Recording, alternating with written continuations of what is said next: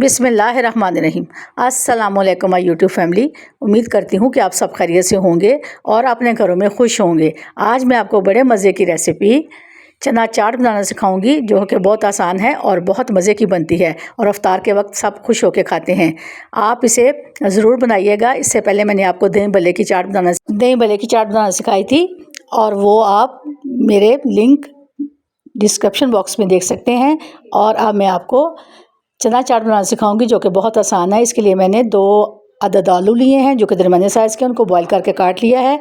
और आधा किलो दही ली है, वो फ्रेश दही है मेरे पास। आप डब्बे की भी इस्तेमाल कर सकते हो। और इसमें मैंने 1 कप दूध डाल दिया और उसको मैंने अच्छे से मिक्स कर लिया। अब इसमें मैं दड़ा मिर्च, जिसको हम कुटी हुई सुरख मिर्च कहते हैं, वो डाल दूँगी। और इसमें मैं चाट मसाला भी डाल दूँगी।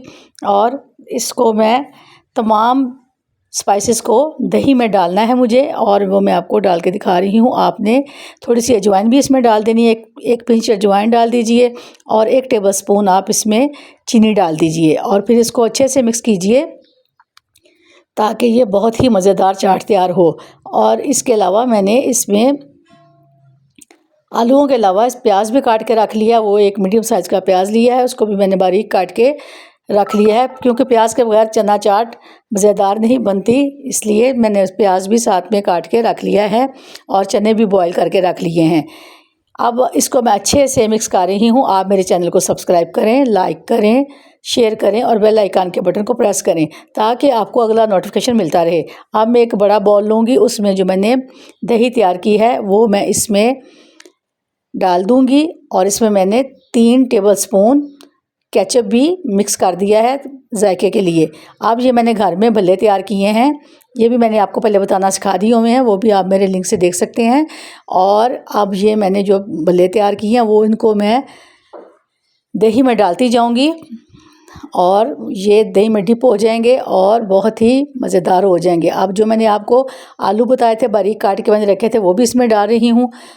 और वो भी दही में आपने डालना है इसी बॉल में जिसमें मैं डाल रही हूँ। ये प्याज जो मैंने आपको बताया था मीडियम साइज़, वो भी मैं इसी में डाल रही हूँ, ताकि ये तमाम चीज़ें अच्छे से इसमें शामिल हो जाए। और बंद गोभी, उसको भी आप बारीक बारीक काट के वो भी इसमें डाल लीजिए, 1/2 कप। और टमाटर, वो भी आप इसमें डाल लीजिए काट के। चना चाट में ये तमाम चीज़ें होना लाजम है और ये बहुत मज़े की चाट तैयार होती है। ये इसमें मैंने पुदीना और धनिया भी काट के डाल दिया है और सब्ज़ मिर्चें भी मैंने इसमें बारीक काट के डाल दी हैं। अब मैंने 1 कप चने थे, वो भी मैं इसमें शामिल कर रही हूँ, क्योंकि ये चना चाट है इसलिए इसमें चने होना लाजम है।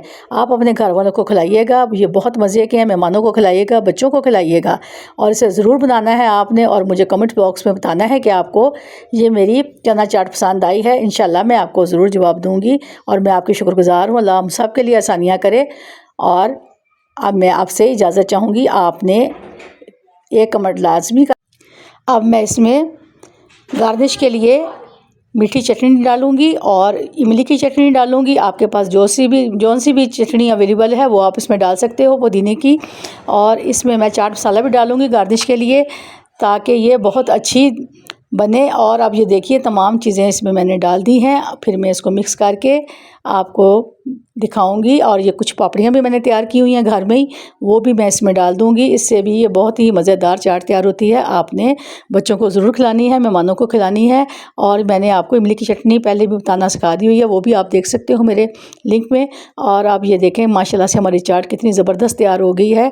और जो दही बची थी वो भी मैं इसके ऊपर डाल दूँगी, ताकि ये और ही शानदार और जायकेदार और खुश जायका तैयार हो। आपने मुझे कमेंट ज़रूर करना है। अल्लाह हम सब के लिए आसानियाँ करे। आप इसे ज़रूर बनाइएगा। मैं आपके लिए दुआ